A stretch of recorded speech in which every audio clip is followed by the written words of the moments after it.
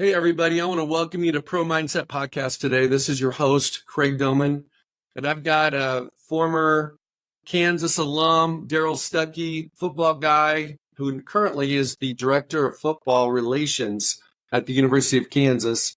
Darrell, I want to thank you for being on Pro Mindset today. I appreciate you having me, Craig. This means a lot. It's been a while since I've actually been on the podcast. Okay, well, here's the thing, my man. You played the game in college. You're a Kansas City guy.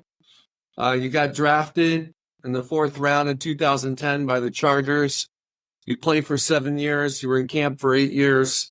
Then you come back to your alma mater, and now you're making a meaningful impact on your alma mater. And the program's obviously moving in the right direction with Lance. I mean, he's got these guys rocking in the right direction. How exciting is it now to be back and to have the perspective you have today where you're in it? You're involved. You're connected to your head coach. You're a part of the program. And what kind of excitement is there around the program today that has kind of been lacking a handful of years ago? There's a lot of excitement, and to be in the middle of it is a tremendous honor and opportunity for me to be intentional. I think it's one of the things that I've always been big on is not just being a part of my environment, but making my environment a part of me. Being intentional with the influence I have on the things I'm entrusted with and the amount of influence that I have been given. Because I think that being able to come back and do something about the feeling I had after I left and saw the program that a lot of us built, that we went 12-1 back-to-back bowl games, and then to see us fall so fast, and then see us have multiple head coaches over a short period of time that led to nothing when it comes to success on the field and seeing it. But those young men fought validly, and we didn't want that to go in vain. We wanted to make sure they understood that they were part of this process, and they too will be part of that foundation to build this thing back the right way. So coming back with the right intentions and trying to pour back into a university, giving back, paying back my scholarship, and getting a Stuckey Family Football Scholarship to a kid that's from Kansas every year, having an opportunity to not just do that, but then to physically be a part of trying to build something the right way. And I came back initially just to minister to the team, just to help the spirit of the team, and then realizing that there was more that needed to be done. And I was limited in doing that from the outside, trying to come in and have limited access. That if I was on staff and I was actually there with the guys in it with them, that I would have more of an influence to create an environment for young men to thrive. And so that led to a lot of different things that we probably would discuss and cover throughout this thing. But one of them was it led to me having a direct impact on who was the next head coach of the University of Kansas. And if I can interject, what is it about Lance that he's won everywhere he's went? He comes to Lawrence and he just wins. What is it about his character, his faith, his culture that allows him to recruit the right kids? He's got a fantastic staff and to put a great product on the field. When we've gone through a decade since your class left, where it was pretty ugly. I would say all of it. Everything that he encompasses. He is a man who doesn't like to skip steps. He doesn't try to get somewhere faster. He has a way about him that enjoys the process, that understands that each layer we lay has a record, and that record sets the next foundation of stability. And so he's not someone who tries to cut corners. He is someone who's so realistic. He loves the validation and the validity of what the outside is saying and seeing, but he also doesn't allow it to dictate how he should feel about what's going on inside. And so if the expectations are high outside and internally, we're so realistic about it. We have the talent to be exceptional, but he's going to keep it realistic about the way in which we go about doing things, not just the way in which the talent is in the room, but how do we go about doing the little things? Because he knows that's what's going to carry us on when the things get hard, when the things get tough. He's intentional about the relationships we create within our program, within each other. He's intentional about people he brings into the program. Because the biggest thing about him is alignment. And I haven't been around football as long as he has, but the alignment we have across campus, across our staff, and across anything that surrounds that our program. It's something I've never seen before, from top to bottom. So how does that perspective jive with young men who are always trying to take shortcuts? They're always looking for cheat codes.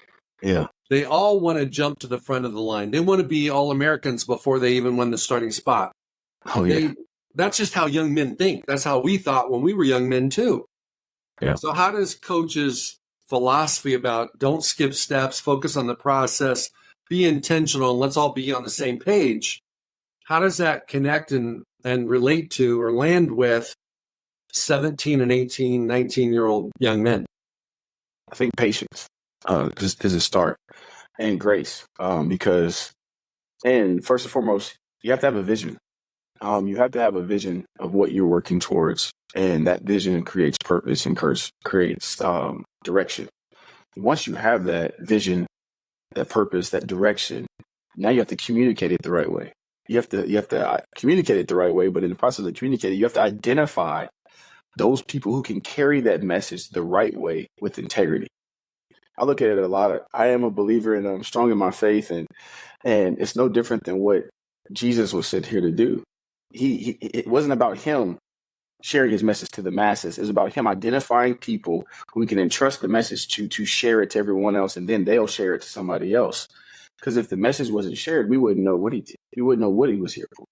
And it's the same way when it comes to being a leader or being a coach.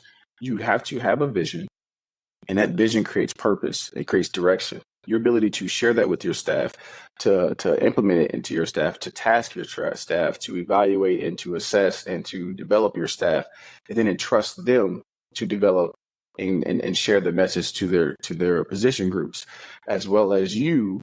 Now you can focus on the mood and the perception of the entire body of the team. And as a coach, if you can't delegate and entrust, if the adults in the room aren't linked together, walking together with confidence and with joy, regardless of circumstances, it is impossible to get the young people in that same room to buy in, trust, and walk and link together, regardless of what happens on around them. If you got any naysayers in the room that are the adults that are on staff, they're going to pick at the integrity of the plan and of the whole entire thing. I mean, they say culture is what you allow. No matter what you do, culture is what you allow, and that becomes the habits. That becomes the culture of the people. That's why, as a parent, the little things you got to keep at and keep repeating them. Like if you have a son, we all know putting the toilet seat down is a big deal. Every single time they go to the bathroom, you have to remind, hey, just put the toilet seat down. Hey, you wash your hands. Hey, you turn off the light. Dry your hands off. Just use soap. Like you have to ask these things every single day. But when you allow yourself to become frustrated every time, now you're trying to force them instead of forge them to do it the right way. And so when you're forging your patience, like, hey, I don't know, let me smell your hands. I don't smell soap. And so you give them cues of knowing that, hey, I see you. And when they do it, it's like, hey, great job. Hey, I appreciate you. Hey, yeah, come on. You can have some chips. You can put your hand in there. Go ahead. I know your hands are clean. And you reward them for the little things they do. With these small things, you allow them to see why these little things matter and why they add up. But you're creating new habits. So when you have a generation or have young people that don't like to do the little things, that like to get to the end, you have to get them to understand why it's important. You have to be able to help them build the habits outside of football. You have to have these small check-ins of accountability that helps them create these habits of responsibility and not seeing it as a burden, but seeing it as purpose. Hey, I'm going to get up.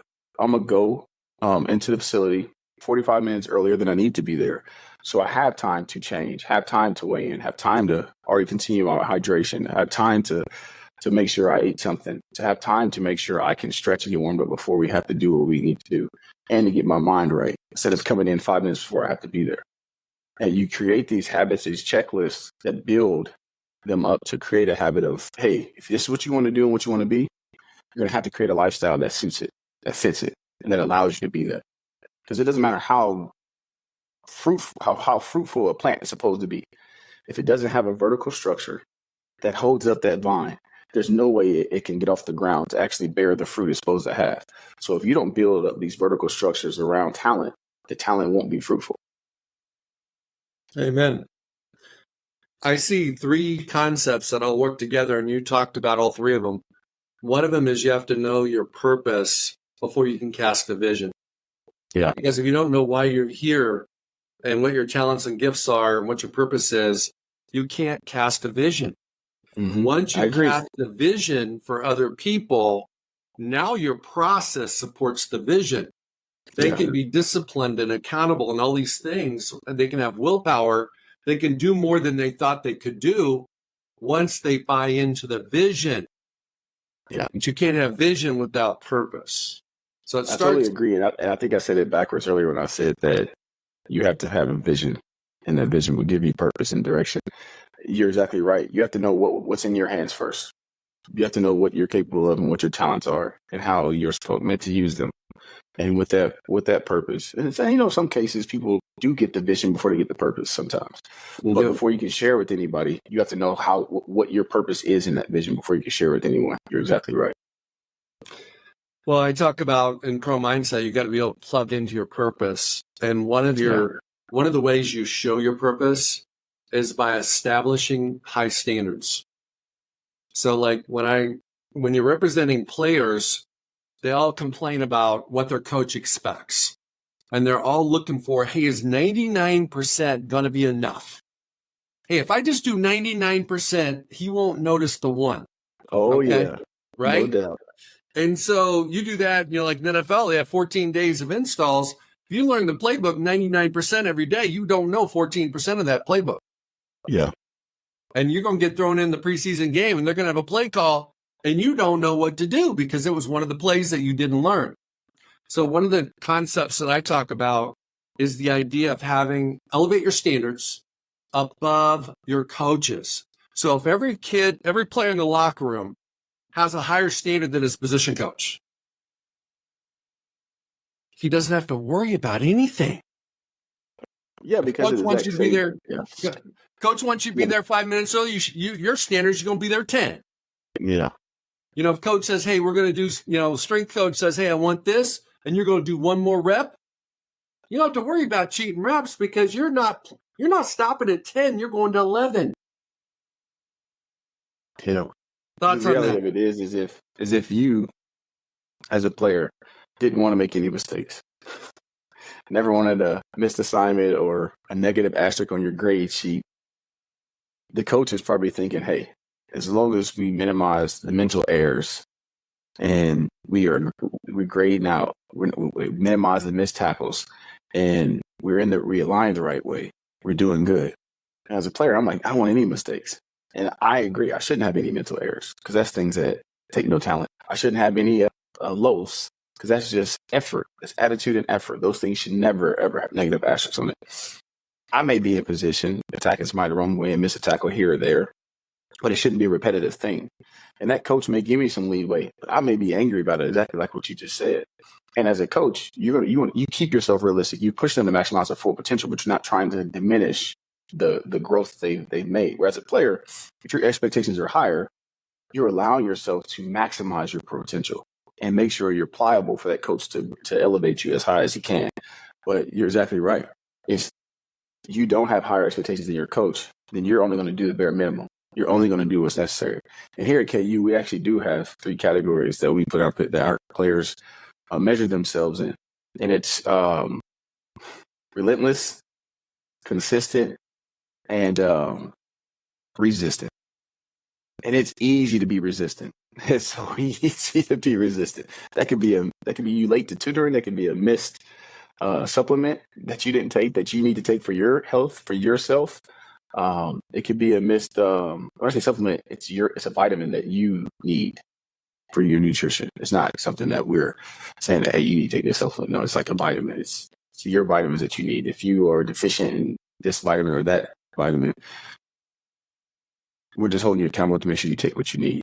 And then the other side of that is consistent means you're doing the minimum. You're doing what you're supposed to do. You're doing what you don't expect of you. You're showing up on time. You're completing the workout but you're not bringing anybody with you. You're not holding anybody else accountable. You're not encouraging anybody along the way. You're only worried about you. So you are doing well. But with the relentless means you're uplifting the environment around you. You're bringing someone with you. You're holding others accountable. It's not just about you. Not only are you being consistently doing what you're supposed to, but you're pushing the culture. You're elevating the culture while you're doing what you're supposed to do. And that's what it's all about. And I think that there was a essay that W.B. Du Bois wrote that was called The Talented 10.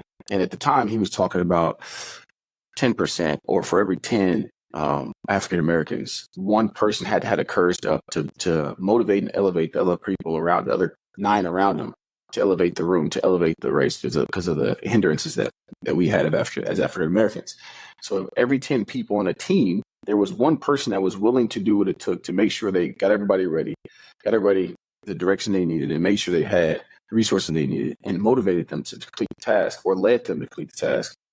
It's the same way on the team. It's the same way in the locker room. If we got 120 guys on our team, we need a good 10, 12, should I say, a good 12 people minimum that are elevating that room, that are pushing the standard forward, that is not allowing their teammates to just go through the motions. And so you want to have more and more people that are willing to do that, but you have to have those 12 set the example, that are pouring into another 12. They have one each. That's going to make it more realistic and more tangible for them for the next group coming in to understand how you're supposed to do it the right way.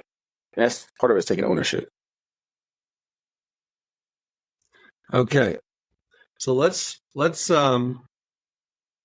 we went down culture, we went down standards, we went down some of that stuff. Let's back up. And why don't you share with everybody your story? What is your story? Where do I start? Oh, man. Born and raised in Kansas City, Kansas. I was a kid who didn't play sports early on. I had febrile seizures, which basically means that your body generates heat in a way in which it cannot regulate it or calm down. So your body resets, hits reset, which causes you to convulse and go into a seizure because your body temperature is going too high. Things that can trigger it could be you hit your head, you're fighting off a virus, you're teething. It could be a numerous of things, but it usually happens to kids that are under 5 years old. I usually see it at 18 months where it starts usually. But what I didn't know is no kids ever died from it. They usually grow out of it around 5 or 6. But because of that early on, I didn't play contact sports till I was cleared. I got cleared at 6 because I didn't have any more seizures after that. And then now it's trying to ease into sports while allowing my body to regulate its own temperature. And so I started at about 9 playing some sports. I played flag football, got into football at 10, where I played for the Turner Bears in Kansas City. I got to make a game-winning tackle to win a championship in 5th grade, heavy.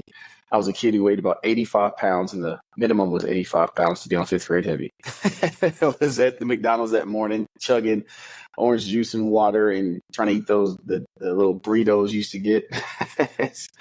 And so I was a frail, small kid who my parents split up when I was like 4.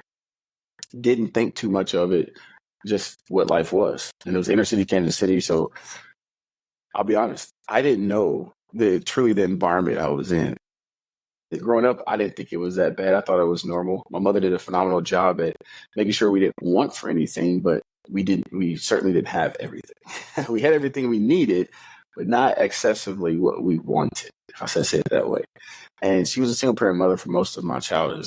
I remarried when I was going into high school to a Marine who also was from Kansas City. And they actually got divorced 7 years later. Or I was going into middle school. They got divorced 7 years later. I was going into my senior year. And that was an ugly feat in itself.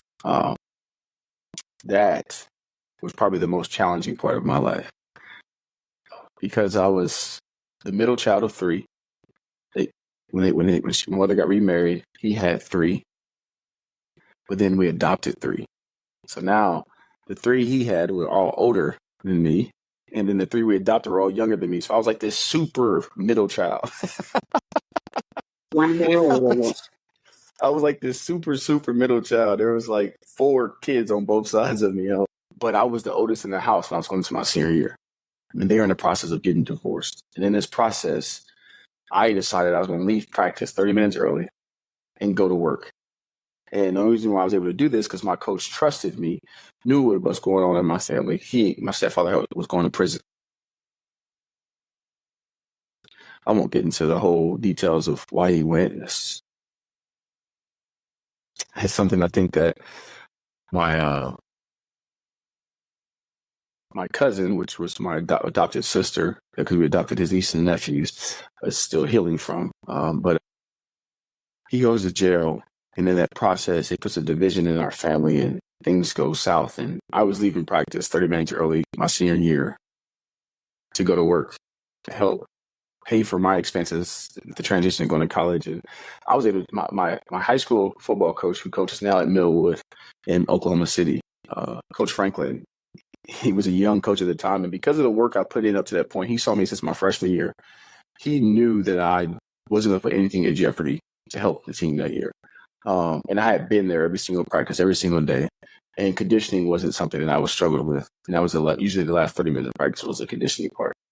And before that, though, before my senior year, I had went to an FCA camp going into my senior year.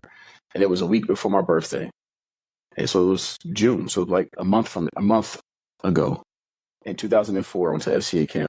And I grew up in the church. And that year it was, I am the way, the truth, and the life. No one gets to the Father except through me. Was the verse of that year. And I was raised Pentecostal. So it was a lot of Holy Spirit slinging, a lot of dancing and praise dancing and worshiping. We go to here. I had never seen that many, let alone peers. We're at William Joe College. This is a leadership camp for FCA. So this isn't an emphasis in playing sports. This is an emphasis in developing you as as young leaders in your sport and as a believer.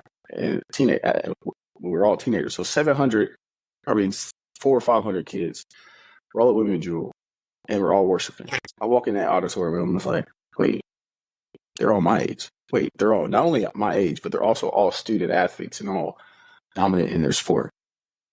I go to this thing, and the craziest thing is I had turned down, so I was supposed to go to a KU camp, 3-day camp. They was heavily recruiting me. And I told Mangino I couldn't go to the 3-day camp. I said, Coach, well, not only could I not afford to go, but I also already committed to going to an FCA camp. And he's like, wait, what? I said, yeah, I already committed to going to an FCA camp. And at first he thought I was saying a different school. Then he realized, wait, FCA, that's a Christian organization. And I said, yes, sir, it's a leadership camp for Fellowship Christian athletes. He goes, oh, I got you. Okay. So you're going to come the first day. And I said, yes, sir, I only can afford to come the first day. And I got a scholarship to go to the camp. As an inner city school kid, I was granted a scholarship to pay for the expenses of the camp by anonymous gift or whatever.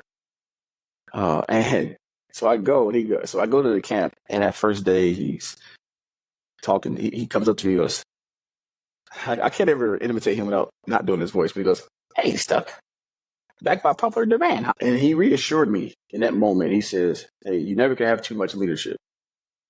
I'm glad you came today, but I'm even happier that you're going to a leadership camp. And at that time, he had no idea what I was going through. And I'll get into what I was going through a little bit, but he had no idea what I was going through. And at the time, my stepfather had just went to prison. It was on the verge of going to prison. I was confused, and I had just found out 2 weeks before that. Actually, I'm sorry. He was saying that to me, but he had no idea what I was about to go through. I'm sorry, what I was about to go through, because all that doesn't happen until 2 weeks after that moment. And in that moment, I'm like, well, thanks, coach, whatever. And I go through the camp. I end up straining my hamstring because we ran a 40 a third time. And on that third time, I had ran the fastest time of the camp, and I was going against 2 other people that had a fast time. And I ended up winning it. But as I crossed the finish line, I strained my hamstring. I believe it was solely because I was playing baseball all summer, hadn't done anything football except go to like the morning workouts or whatever. My body was definitely in shape for baseball, which you ain't sprinting 40 yards full speed in baseball. You're going about 12 yards and then turning left, 12 yards and then decelerating to turn left. And I was a center fielder. And Yeah. So I strained my hamstring, and now I'm angry with God. And we're leading into, and I'm leaving this camp early. I was unable to participate the rest of that camp, and I was angry at God going to the FCA camp. And I was like, God, I put you first. I told him I wasn't going to stay all 3 days because I'm going to this FCA camp. You let me get hurt. Like, I was angry. And then I go to this FCA camp, and I walk in and see all these students being who they are in their faith, anchored. And in the process, we do this giant ladder. Like, William Jewell had this vertical obstacle course. And in this vertical obstacle course, the SWAT team use it. The different local reserves, like military reserves, use it. And now we get to do it. And me and this other competitive high school kid named John wanted to go in the Hall of Fame of the obstacle course. We're like, we can't beat these SWAT teams and these military dudes, so let's do something they haven't done yet. We decide to blindfold ourselves and to bound ourselves together, like by 5 foot slack. So we go up together, blindfolded, and you see two kids on the ground that are our guides, that are telling us where to place our hands, where to place our feet. And in that moment was the first time I ever really gave up control. It was the first time I ever took away a sense, like seeing, and had to fully commit to being led by somebody else. But not only being led, but in the dark and while still being responsible for somebody else. And in that moment, it was the clearest I've ever heard my inner voice or heard God's voice speak to me or spiritually. And just like the question was, how dare you? How dare you after all this time not trust me, but you don't even know the name of the person holding your life in their hands. As you're going up this vertical obstacle course, you have no idea who the person, and I don't even remember the kid's name who was my blayer, who was holding the rope as I was going through this, I think it's like 5-story obstacle course. I don't even remember their name. And yet I went up there full of faith, believing that they were going to keep me safe. And in that moment, I was like, I play a game that's aggressive, that's somebody could take a cheap shot and hurt me anytime. Never question it. But yeah, I can't fully give my all to God. And in that moment, I vowed to take responsibility for my life, for my faith, and who I was going to become in the process. And so going through that moment, I took ownership of my relationship, my spiritual relationship at that moment. That before that, my parents were taking me to church. My parents were telling me how to think. My parents were telling me how I should feel. And I'm going into my senior year, and I said, you know what, where I go, I'm going to be a positive light to the environment I'm in. And I'm going to influence it as such. And so I leave there, and that Friday, Mangino calls me, and he offers me a full ride. In spite of me getting hurt there, he offers me they saw enough to offer me a full ride to go to KU. And I looked at my mother, and I'm like, Mama, but all I did was run and do a couple of drills. And we committed then. This is in June before my senior year. And I committed right then. My mother was like, you sure? My stepfather was like, wait. But this is also during the time of like Maurice Claret. I don't know if I remember the whole. I was like, nobody can offer me more than a full ride. More than that, it's illegal. So I accept that scholarship, and I told my coach, don't give any other coach. Back then, there was no social media. I think Facebook hadn't started yet. There was like Instant Messenger and Black Planet and phone calls. So like, I told my coach, I said, hey, coach, don't give any other school my number. I don't want to talk to anybody else. This is in June before my senior year. So I said, don't even tell me who calls. I'm going to KU. And so 2 weeks after that's when my father gets arrested. The whole trial starts to go to jail. And I decide that also my coach, and he let me leave practice to go help my mother, help work. But in the process of that, I fall asleep behind the wheel, almost get in a car accident. So yeah, when you ask who I am a man. I'm a father. I'm a son. I'm a believer. But I am human. Grown so much. I wouldn't change any of my life for anything. And that snippet of the stories I've told is just a glimpse, but there's so many more. But that was an anchored one for me, because that anchors who I am. Because for you to achieve anything, you have to first understand who you are and be honest with yourself and take responsibility of your life. Now, everything you went through in your life isn't your fault. When you were young, you couldn't control the environment you were raised in. But here we are now with whatever you have. what are you willing to do about it and do with it? Because I've been at leadership retreats with kids at Notre Dame. It's, even to get in that school, you have to be prestigious. So the reality of it is regardless of how any of those student athletes or students got in that school, they are granted the same opportunity once they get there. It doesn't matter whether it was privilege, whether it was you had to overcome the sacrifice or the obstacle yourself. You have to identify where the sacrifice was made and who made the sacrifice for you, or what you had to go through to overcome it. And what are you going to do about it now? But in the process, I had to learn what is going to hinder me going forward and what is going to amplify my life for me to go forward. What's going to help me. But I had to be honest with myself, and there was a lot of things I had to address about me and about my past for me to go forward and overcome and to maximize my full potential. So who am I? Yeah, there's a lot to that question. But I got 4 kids, beautiful wife, who we've been married now, 13 years, been together for about 15. We got married in 11. Both went to University of Kansas. We're Jayhawks through and through, both from Kansas. Her parents were teachers. Her brother also went to Kansas. My sister went to Iowa State. So they're still Crimson. They're still in the Big 12, I guess. But she played basketball there, so we competed all the time. My sister are 11 months apart. So we're Irish twins. We're the same age for 3 weeks, which is always, growing up, was the most miserable 3 weeks of my life because I couldn't tell her anything because we're the same age. My brother is about 4 years older than me. He helped. He was big in raising us. I like to think he sacrificed his own pursuits of sports and extracurricular activities to make sure we were okay. So it was a lot of opportunities for us in our life. And yeah, my father is doing well. He lives in Kansas City. I get to talk to him whenever I want to. And let me jump in there for a second, Darrell. Yeah.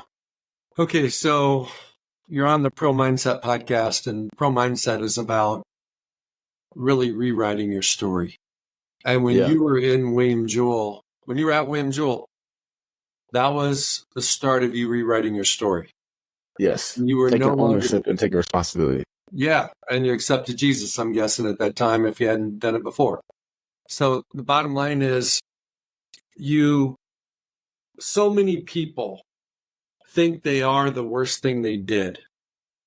So many people are stuck in a mistake that they made X years ago, and it impedes them from moving forward.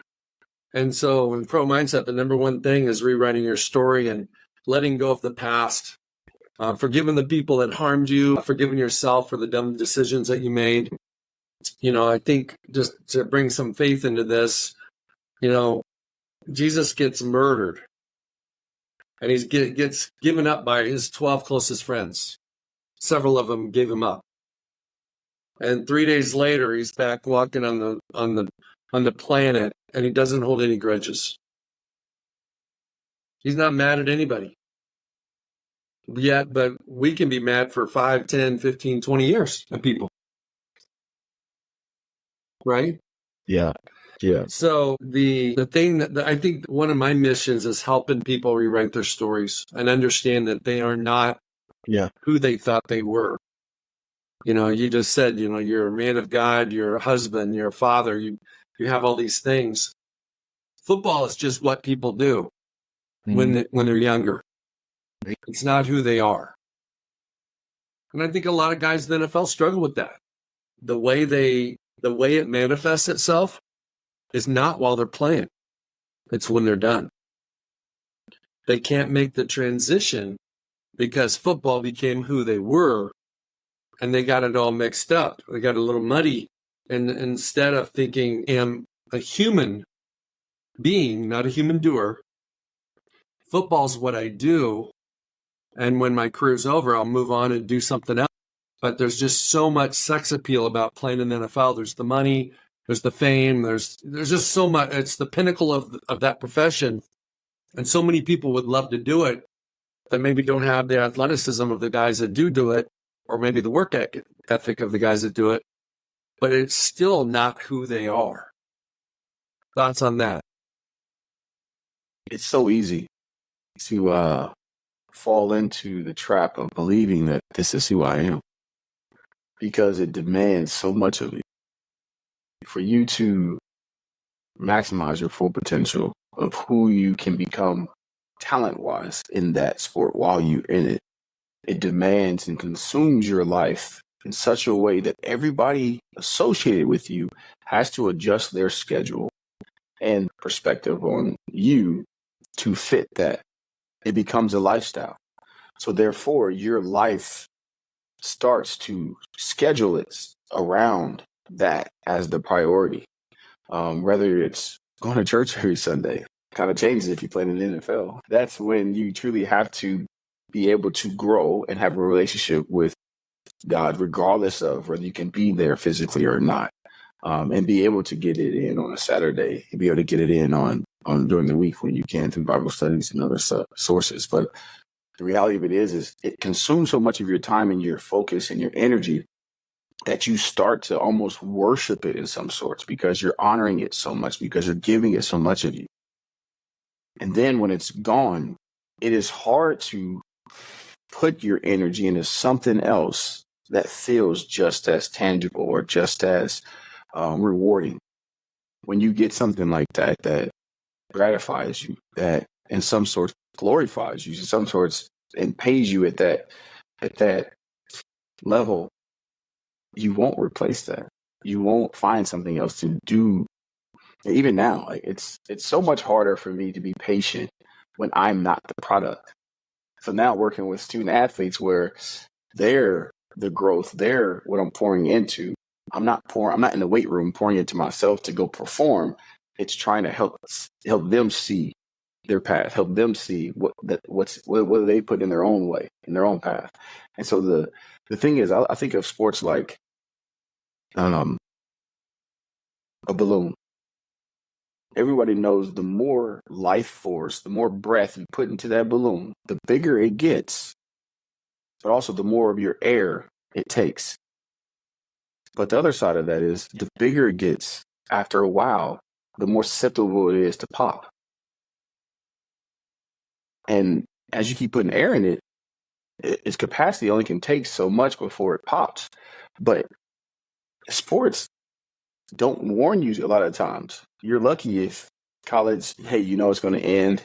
There's no chance of going to the next level, so it's going to end. So you're preparing for that.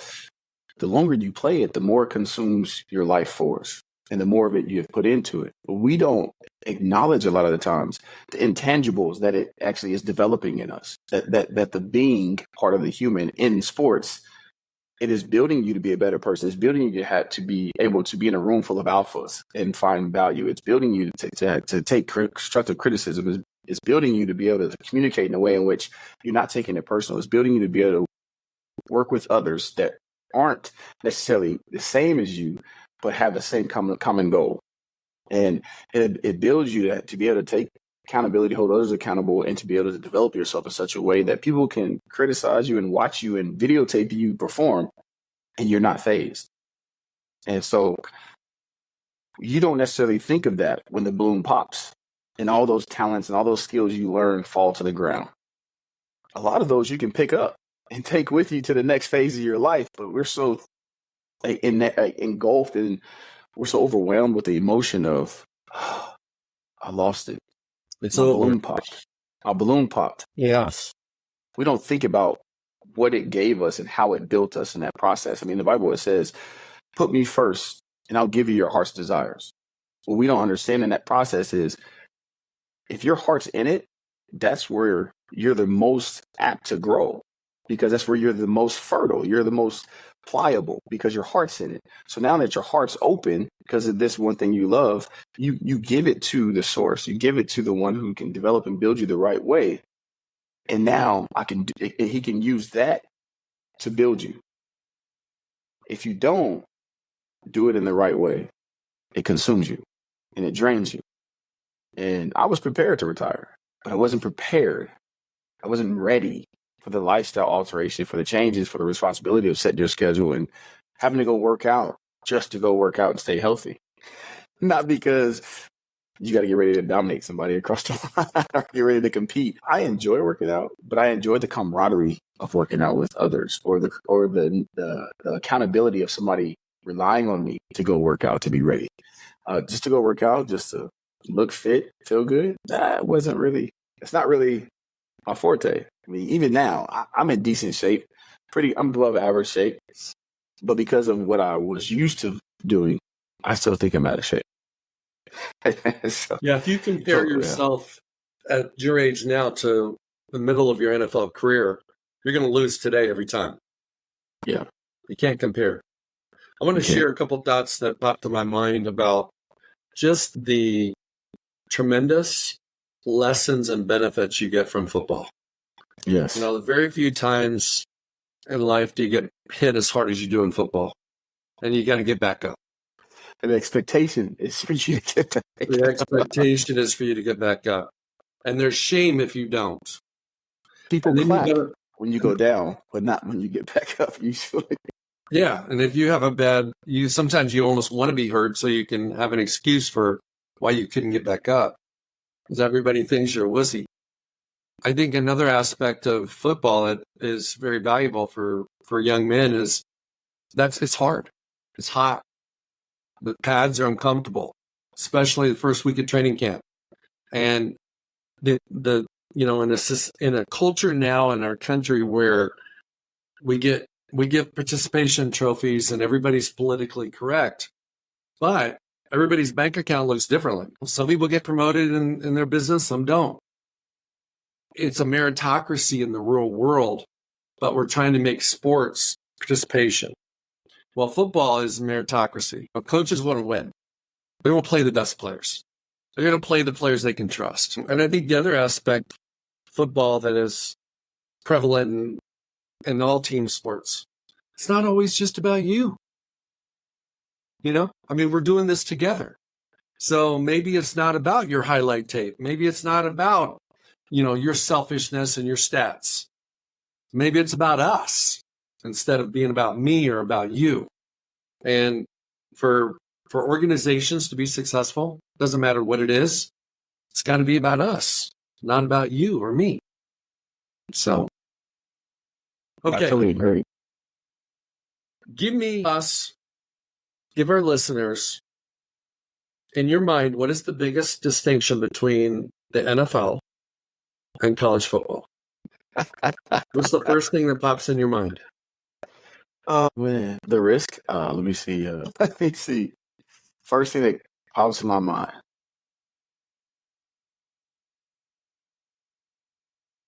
The first thing that pops in my mind is this concept called the Johari window.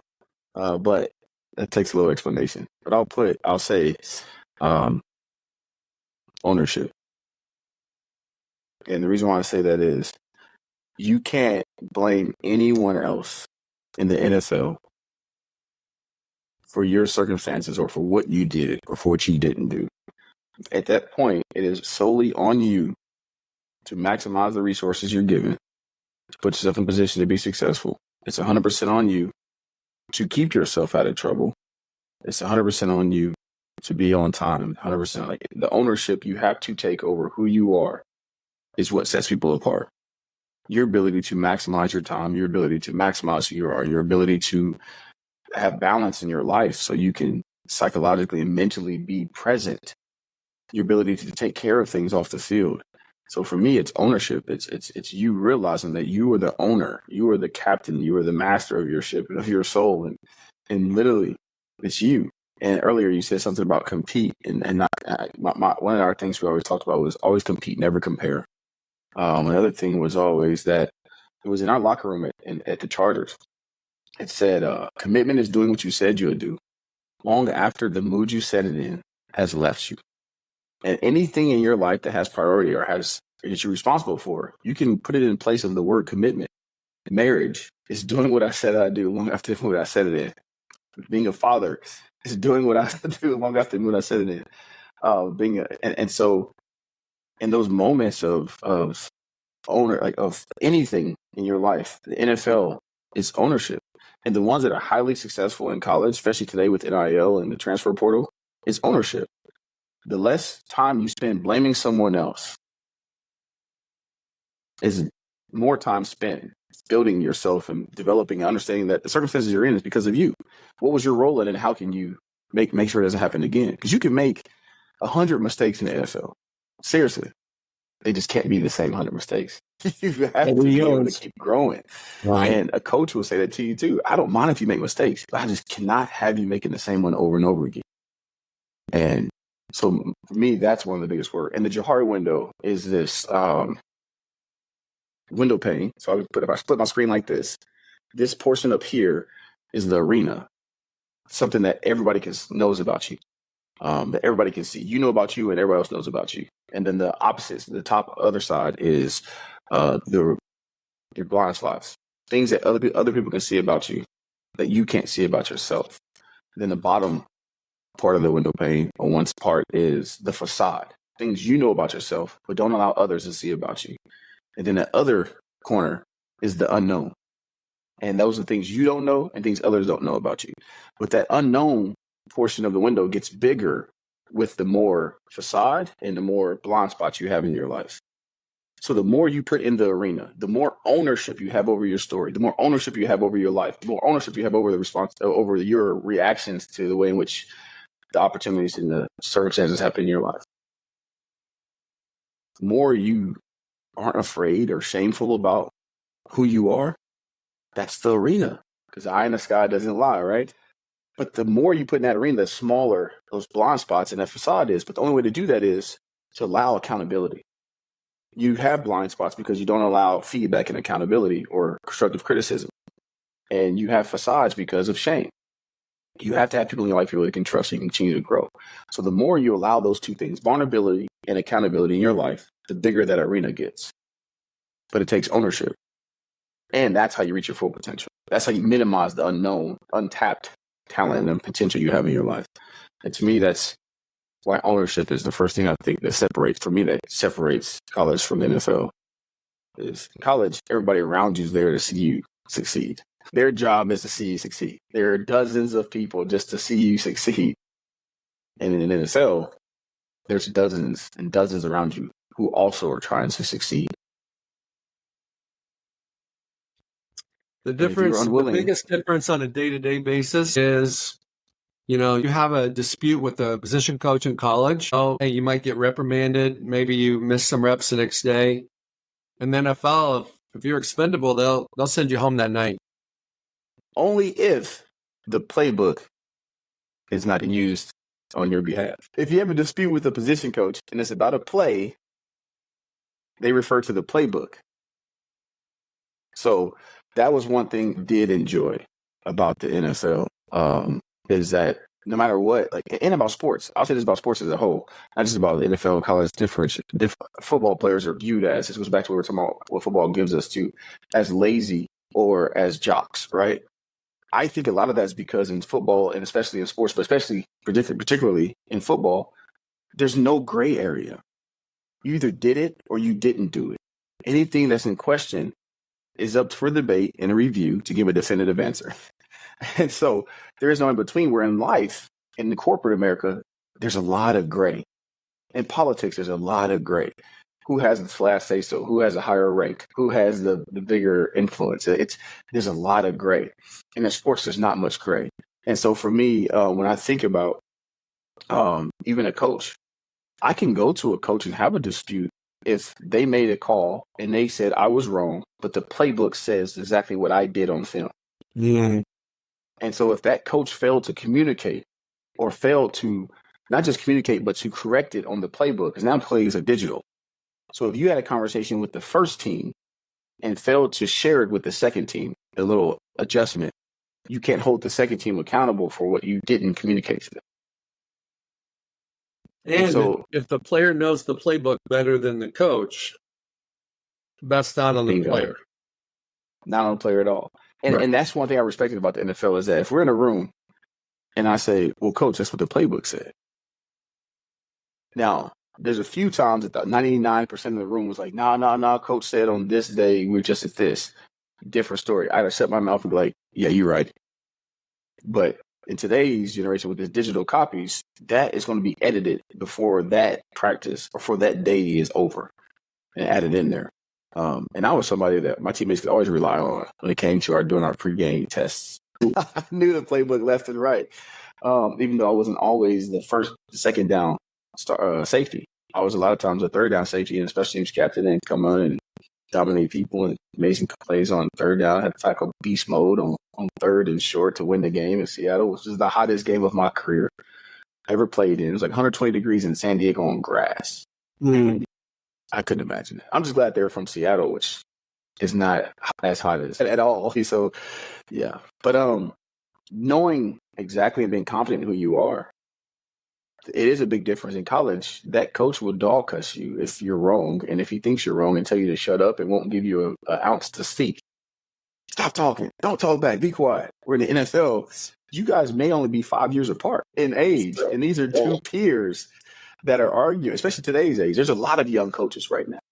And I think that's why you see a lot of good college coaches not have success in the NFL. It's because of the control of the trust. Like, it demands a higher level of trust in the NFL because now this is a grown man, a peer that you're talking to that you have to trust to do their job. And you can't force him to do it your way, but you have to amplify him to do it the way in which best suits him. Where in college, you're going to do it this way and this way alone. Where in the NFL, you may give them the tools and let them make the call on which tool they think is best for that play. Darrell, you have 4 kids. How many boys? How many girls? 2 and 2. 2 and 2. What's your son's names? Or son's ages, I'm sorry. They are the bookends. I have bookend boys. Thank God I boxed my girls in. So my oldest is 11. My youngest is 5. Okay. So what are you going to do with respect to sports? And all 4 of your kids may play sports, but I doubt that your daughters are going to play tackle football. So that's why I'm wanting to know about your boys. So what are you doing with your 11-year-old that because of what you've learned from playing college football, playing in the NFL, being a part of a college football program now as a football relations man, you have a much different perspective today. What are the life lessons you want your son to learn? What is the experiences you want him to learn? Or do you not even want him to play? He is playing a sport every season of the year, and it's different. He does play football, plays baseball, basketball, or the main 3, and he swings a heck of a golf club. And him being born in San Diego, that's a have to. There's too many golf courses out there. And I used to host a FCA golf tournament for out there, so he always had a golf club. He bats left and he catches. He plays. He plays every position in baseball. And basketball, he has had to carry the grunt of playing a post player because he's strong and a great rebounder. He was tall, which is opposite of me at his age. I was tiny. He's 120 pounds right now. I was barely 90 pounds or 85 pounds. I was going into the 6th grade, I was like 87, going on like maybe 90. And I was like 4'11 and a half. He's 5'4". So his genetics is a little different than mine. But so we've played flag football up until this moment. And now that he's going into 6th grade, we're going to play tackle this year. And mainly because I believe that football is a sport about repetition and about understanding the game. In flag, you're able to attack the ball in the air. You're able to play above your head regardless of what age you are because there's no helmet involved. You're able to attack space. You're able to understand how to avoid contact, how to avoid people, and how to attack the hit under control. This is something you don't learn in tackle. In tackle, you learn to try to run through the hip. But because you're kids, it is against your processing for the most of the kids out there to run through somebody's hip. 90% of kids slow down before they get to the hip, and they try to drag them down. And then the other half are running around the field like this with a face mask in the air because their neck can't hold the helmet up. And if I can't teach a kid to hold his head up because of physics, because every time he puts his head down, his head drops. Every time he goes down because the helmet's too heavy, then I can't teach him to create good habits. And so for me, knowing how the game should be played, I didn't want equipment to slow down the process and development of a young player trying to understand how to play football at a high level. And these kids grow so much. And when they hit puberty, kids that are chunky, under 10, start stretching out. And now these kids that were forced to play line when they were under 10 years old are hitting puberty, and now they got to figure out how to play a skill position. Where in flag, you can snap the ball and still run a route. And so for me, I enjoy teaching flag because it teaches them to attack the ball in there. It teaches them to run. It teaches them how to use the whole joystick. I say the whole joystick because like we got NCAA just came out with a new game finally after about a decade and a half. If my son, been as big as he is, played tackle 3 years ago, he would have found the truck stick button, and I'm not sure if he would have found the circle, how to spin, or found the R2 or the L2, how to avoid contact, and or trusted his speed to outrun somebody on the edge. Where now, him going into tackle now, he knows how to use those other moves. He knows he can outrun. He knows he can attack a ball in the air, which if I put him in tackle too early, he wouldn't be confident in jumping and catching the ball above his head because the shoulder pads would have hindered him for 2 or 3 years before he was able to do it. Now it's habit. Catching the ball with his hands is habit. I think you see evidence in the NFL today of kids that play tackle at a young age without playing flag. You see a lot of body catchers, players making millions of dollars who won't catch the ball out in front of their bodies. Well, interestingly, Darrell, I've got 2 boys that play pro football. One's in the NFL with the Titans in training camp right now, going into his 3rd season. And I've got a son that plays quarterback in Germany. And I had both these guys play flag for multiple years for some of the same reasons you're talking about. Yeah. And then what happened was once they got into tackle, I had them play multiple positions because I wanted them to learn how to block. Not one of my kids is a quarterback. The other one's kind of a running back receiver type guy that he's a linebacker now with the Titans. But the bottom line is he played offensive line. Yeah. Because I wanted him to play work because the football IQ goes through the charts, goes through the roof when you can see the game from a different perspective. I work with coaches and I always ask them, hey, what position did you play? They all see the game through the position they played. Yes. Okay. So if you played center, that's how you see the game. If you played tight end, that's how you see the game. That's why a lot of quarterback coaches and quarterback coordinators and head coaches play quarterback because they're not just thinking about what do I got to do. I got to make sure 10 other guys are lined up. Yep. And I got to know what everybody's doing. Where if you're playing tight end, maybe you got to know where another receiver's doing so you don't, crowd his space. But you're really thinking about you. Yeah. And even me as a safety, I can look at the offense and understand what defense has to be there to help minimize its ability to be successful, or how to get rid of a gap or a hole in the defense based on what they're trying to run. So as a defensive coordinator, my first couple of years in flag, it was easy to play. It was easy and it wasn't stressful to be a defensive coordinator. And they had no idea what defense they were in. It was a match zone concept, and I taught them how to play catch technique. Didn't call it catch technique. I called it this is where you stand, and you're in a zone, and you're playing off. It was off man. That's all it was. And I had them passing it off, and I had them, and instead of saying stay square, I said belly button to the ball because they all thought it was funny, and I knew they wouldn't forget it. If your belly button's pointing at the ball, then you're square because your belly button doesn't move without your hip. So, and the reality of that is, how do I create it to where it's easy and helps them process it without overthinking? And we actually adjusted to the formations, but because I broke it down to them in a way in which they could comprehend it, they didn't think twice about it. And they had no idea what the defense was called. They just knew that was their role. Because I didn't want to tell them, hey, you're a linebacker, because there's no line in flag football. You are a low middle defender. That is what you're doing. Because I don't want you going to a coach when you play tackle and say, oh, I played linebacker. I played middle linebacker. You have no idea what you're committing to when you say that. So I'm teaching you how to do a specific technique as a low middle defender, and how to pursue the hip, how to attack the hip, how to run through the hip. I was able to teach all these things. But when I went to offensive coordinator, because my other coaches were more comfortable calling defense, it was hard. I was like, I realized I was a NFL safety, right? Defensive player, and you want to call defense. Like, it was easy to say something like that. But the other side was, if that's what my coaches are most comfortable with as a captain, going through the ranks at NFL level and at the college level, and in Little League or high school, I understood how to meet the needs and elevate the people around me. So I knew, like, okay, when I went to sit down and make my offense, I made it really simple. I wanted to emphasize the quarterback, teaching the quarterback how to go through his progressions and how to just spread the ball out. Because the biggest strength is weapons, being able to put the ball where the person's wide open, and teaching your kids to catch the ball the right way and trust each other. And so what happens is I start attacking defenses from a defensive perspective. All right, what can overwhelm this zone? All right, what can overwhelm this zone? So force this coach to have to truly coach his defense to collapse the zone. And they're 8. You ain't teaching the kid to collapse the zone at 8. So I was just overwhelming zones.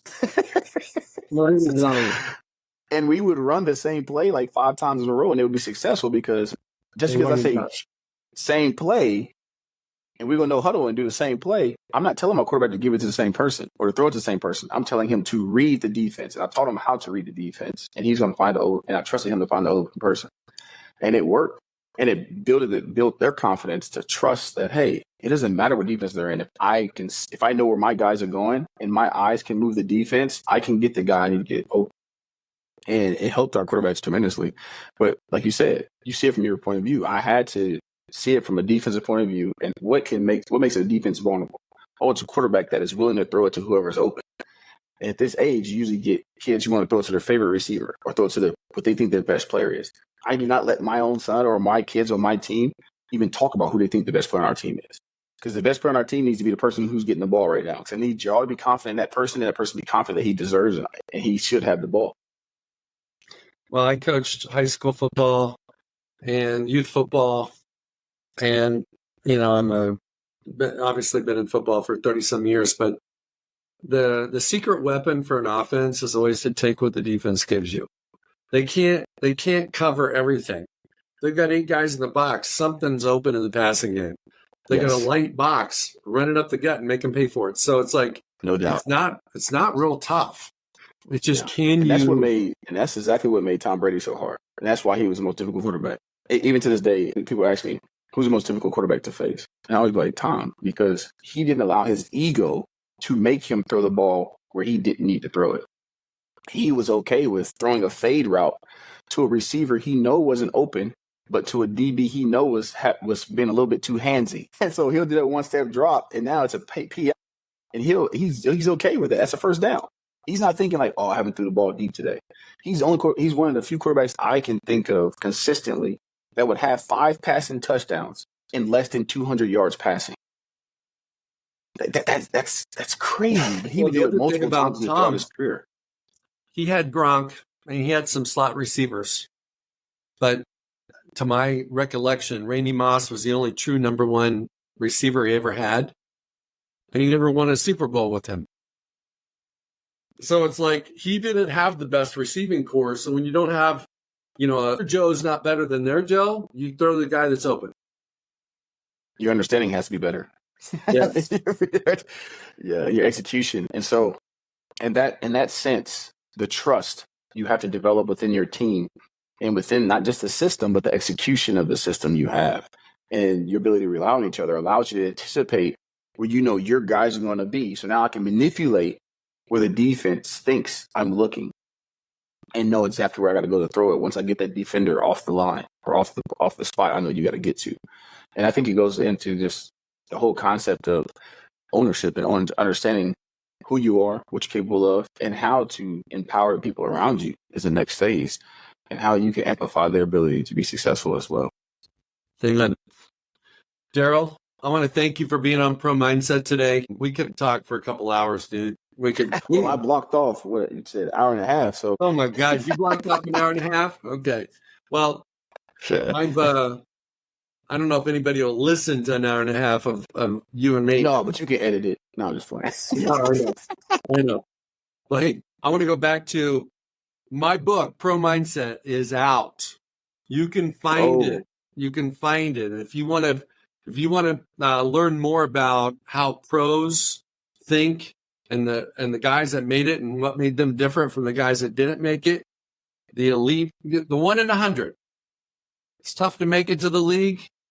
And once you get to the league, it's tough to be an all-star. But the guys that truly are, they have a special mindset, and they've rewritten their stories, they've elevated their standards, and they know how to show up to be their best when it's go time, show time, and when they're on stage. So check out Pro Mindset, the book, on craigdoman.com. Thank you very much for listening to Pro Mindset today. And it was awesome to have Darrell Stuckey from the University of Kansas as the guest. Thanks for having me, Craig. I appreciate it. It was an honor and a privilege. And I look forward to reading it myself. Hey, it's Craig Doman, the host of Pro Mindset Podcast. I want to thank you for listening or watching today's show. And you can catch us every week on the normal social media platforms like YouTube, Facebook, Instagram, and all the listening podcast platforms. I hope you enjoyed today's show. And more importantly, I hope you gained a pro mindset insight. Please be sure to rate and review Pro Mindset Podcast. And I look forward to catching up with you on our next show.